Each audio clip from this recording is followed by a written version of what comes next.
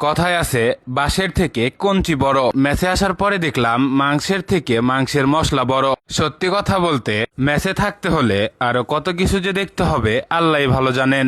যাই হোক, আজকের দুপুরে মিলে কি কি খেলাম এবং কোন খাবারটি সেরা ছিল তা নিয়ে থাকছে আজকের ভিডিও। খাবারের একদম শুরুতে আমি এখানে নিয়েছিলাম লাউ ভাজি, আর মেসের খালা অনেকদিন পরে আমাদেরকে লাউ ভাজি দিয়েছিল। সত্যি কথা বলতে বর্তমানে লাউয়ের দাম আমাদের ধরা ছোঁয়ার খুবই বাইরে।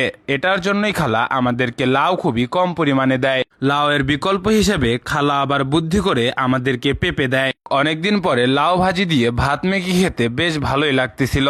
যদি আজকের লাউ ভাজির কথা বলি, আজকের লাউ ভাজিতে খালা অতিরিক্ত ঝাল দিয়েছিল। এটার জন্য ভাত দিয়ে মেখে খেতে বেশ ভালো লাগতেছিল।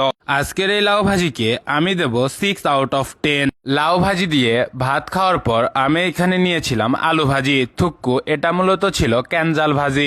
আপনারা যারা ক্যানজাল চেনেন না তাদেরকে বলি, এটা মূলত কলা গাছের ভেতরে যে একটা নরম অংশ থাকে সেটাই খালা আলুর সাথে আমাদেরকে ভেজে দিয়েছিল। কথা হচ্ছে, ক্যানজাল ভাজিতে আলু কেন দেওয়া হয় আপনারা যদি কেউ জেনে থাকেন অবশ্যই কমেন্ট বক্সে কমেন্ট করে দিয়ে যাবেন। যেহেতু খালা আজকে ক্যানজাল ভাজি খুবই অল্প পরিমাণে দিয়েছিল, 2 লোকমা খেতে না খেতেই ক্যানজাল ভাজি শেষ। যাগে খাবারের একদম শেষে আমি এখানে নিয়েছিলাম গরুর মাংস।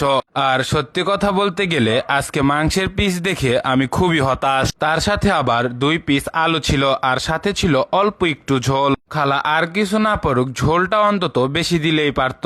যাই হোক, আমি এখানে গরুর মাংসের ঝোল দিয়ে এবং আলু দিয়ে ভালোভাবে ভাত মেখে 1 লোকমা খেয়েছিলাম। যদি আজকের তরকারির কথা বলি, আজকের ওই তরকারিতে খালা লবণ দেওয়ার কথা ভুলেই গেছেন। এক কথায় বলতে গেলে তরকারি পুরো পাঞ্চে লাগতেছিল। পরে আবার আমি এক্সট্রা করে লবণ নিয়েছিলাম, সেই লবণ দিয়েই ভালোভাবে সম্পূর্ণ ভাত মেখে নিয়েছিলাম। অন্যদিকে আবার আজকের মাংসও খালা ভালো মতো সেদ্ধ করতে পারে নাই। অনেক কষ্ট করে হাত দিয়ে মাংস ছিঁড়ে 1 লোকমা খেয়েছিলাম। যদি আজকের গরুর মাংসের কথা বলি, আজকের এই তরকারিকে আমি দেব 2/10।